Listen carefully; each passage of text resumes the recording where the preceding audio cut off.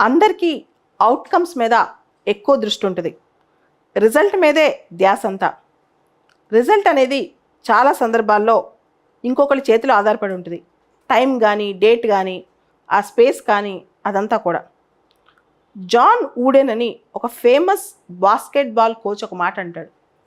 Don't look at the score board all the time.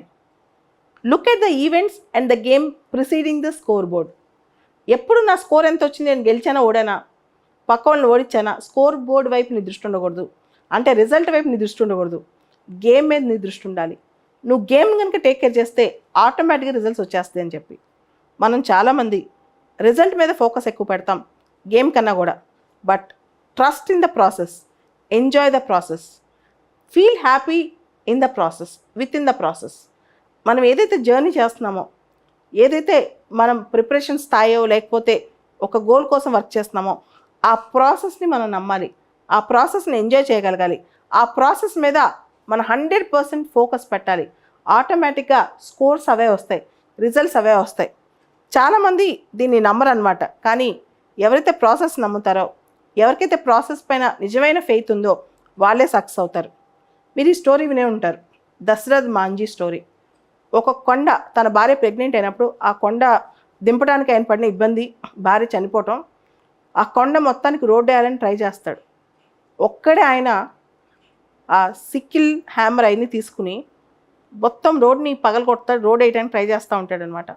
చాలామంది అడుగుతాడు, ఇంత పెద్ద కొండని నువ్వు ఒక్కడివే కూర్చొని రోడ్ వేయగలవా అని. నేను మొత్తం ఎండ్ చేస్తాను లేదో నాకు తెలియదు, ప్రాసెస్ని మాత్రం నేను నమ్మాను. ఆ ప్రాసెస్ నేను చూసుకుని నేను ఆ ప్రాసెస్ కోసం ఫైట్ చేస్తాను అంతే. సో మనం చేసే పని మీద 100% హూ ఆర్ యూ, ఆ ప్రాసెస్ నువ్వు 100% చేస్తున్నావు లేదా దాని మీద ఫోకస్ పెట్టండి, దృష్టి పెట్టండి. ఎవరు ఎన్ని అడిగినా ఎంత చేసినా దాని అవుట్కమ్స్ మీద అసలు ఎక్కువ ఆలోచించొద్దు. అవుట్కమ్ ఏంటో తెలియాలి, కానీ అవుట్కమ్ ఎప్పుడు వచ్చిందని యాంగ్జైటీ, తొందరపాటు మాత్రం ఉండకూడదు. చాలాసార్లు చరిత్రలో, ముఖ్యంగా కోల్డ్ వార్ టైంలో ఫిడెల్ కాస్ట్రో పేరు మీరు వినే ఉంటారు. ఫిడెల్ కాస్ట్రో క్యూబా లీడర్ అనమాట. బటిస్టా అని ఒక స్ట్రాంగ్ డిక్టేటర్ ఉంటారు క్యూబాలో. ఆయన పడేయటానికి ప్రతి ఒక్కళ్ళు భయపడతారు, అసలు ఆయనకి ఎదురు చెప్పేవాళ్ళు లేరు. ఫిడెల్ కాస్ట్రో దగ్గర చాలా సందర్భాల్లో 200 కన్నా తక్కువ ఆర్మీ ఉండేవాళ్ళు. కానీ combined forces of Batista and American supporters 37,000 మంది ఉండేవాళ్ళు. కానీ కాస్ట్రో ఈ విప్లవంలో గెలిచి క్యూబాను అందుకున్నాడు. అదే ఆయన గొప్పతనం. అంటే మనకి ఫోర్సెస్ ఎంత తక్కువ ఉన్నా మనం గేమ్ మీద ఫోకస్ పెడితే, అంటే నువ్వు ప్రాసెస్ నమ్మితే, నీ ప్రాసెస్ బలంగా ఉంటే కనుక నువ్వు ఎంత పెద్దదైనా సాధించగలవు.